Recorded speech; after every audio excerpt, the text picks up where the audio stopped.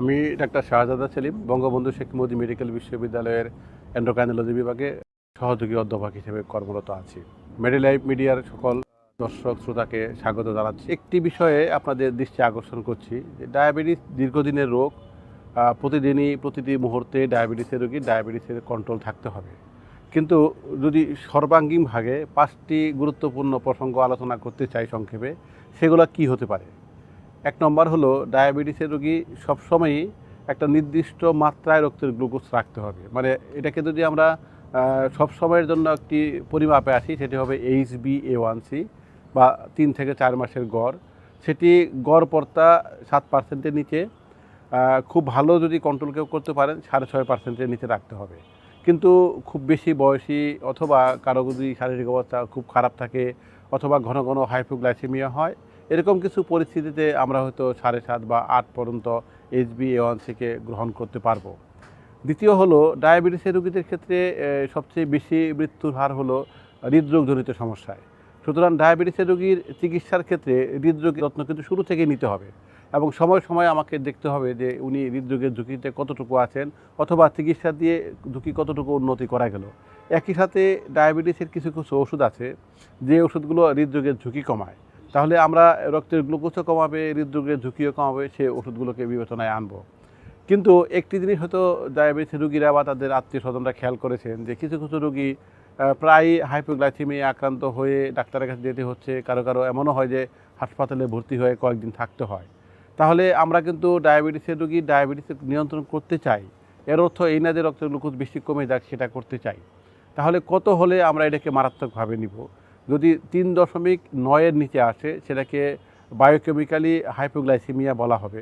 কিন্তু কারো কারো কিন্তু এর একটু বেশি থাকলেও লক্ষণ দেখা দিতে পারে।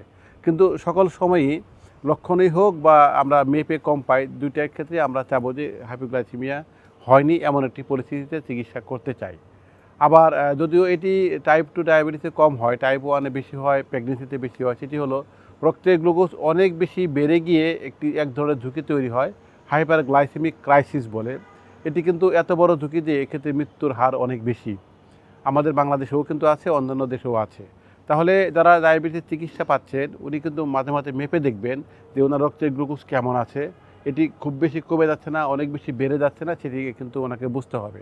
কিন্তু কখন বেড়ে যাওয়ার ঝুঁকি থাকে? যে কোনো রকমের ইনফেকশন হলে রক্তের গ্লুকোজ বেড়ে যাওয়ার সম্ভাবনা আছে। আবার কোনো মানসিক চাপ বা অন্য কোনো ঝুঁকি তৈরি হলেও সেগুলোর ক্ষেত্রে রক্তের গ্লুকোজ বেড়ে যাওয়ার সম্ভাবনা থাকবে। আবার কিছু কিছু রোগী হয়তো হঠাৎ করে ভুলে করে হোক বা ইচ্ছাকৃতভাবেই হোক অথবা ইনসুলিন ফুরিয়ে গেছে সেজন্য হোক, ইনসুলিন বন্ধ করে রেখে দিয়েছেন, তারও কিন্তু রক্তের গ্লুকোজ অনেক বেড়ে গিয়ে হাইপারগ্লাইসেমিক ক্রাইসিস হতে পারে। এটি হলো চতুর্থ। পঞ্চম হলো, এখন আমি বললাম যে 3 মাসের গড় দেখতে চাই, আরও অন্যান্য প্রসঙ্গ আছে, কিন্তু উনি যে কন্ট্রোলের দিকে আগাচ্ছেন বা আগাচ্ছেন না কী করে আমি বুঝতে পারবো? সেজন্য ওনাকে বাসায় নিজের গ্লুকোমিটারে রক্তের গ্লুকোজ মাপতে হবে।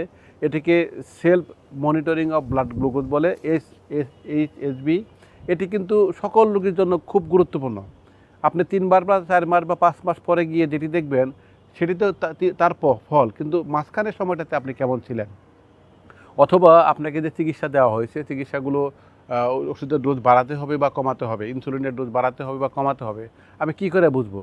সেটি কিন্তু এই যে বাসায় যে গ্লুকোমিটার দিয়ে রক্তের গ্লুকোজ মাপবেন সেটি দিয়েই আপনাকে জানতে হবে। তাহলে এই 5টি প্রসঙ্গ, একটি হলো রক্তের গ্লুকোজ ঠিক আছে কিনা, 3 মাসের গড়, আরেকটি হলো হাইপোগ্লাইসেমিয়া হচ্ছে কিনা, হাইপারগ্লাইসেমিক ক্রাইসিস হচ্ছে কিনা, হৃদরোগের সম্ভাবনা কতটুকু, এবং আপনি বাসায় ডায়াবেটিসের যে নিয়ন্ত্রণ রাখবেন একটা লগ বুক মেনটেন করবেন। এই 5টা বিষয় যদি আপনি মোটামুটি বুঝে ফেলেন, মোটামুটিভাবে পালন করতে পারেন, তাহলে ডায়াবেটিসের রোগী বড় ধরনের ঝুঁকির সম্মুখীন হবেন না আশা করা যায়, এবং দীর্ঘদিন ডায়াবেটিস নিয়েও মোটামুটি ভালো থাকবেন, সেই সম্ভাবনা তৈরি হবে। সকলে ভালো থাকবেন, সুস্থ থাকবেন।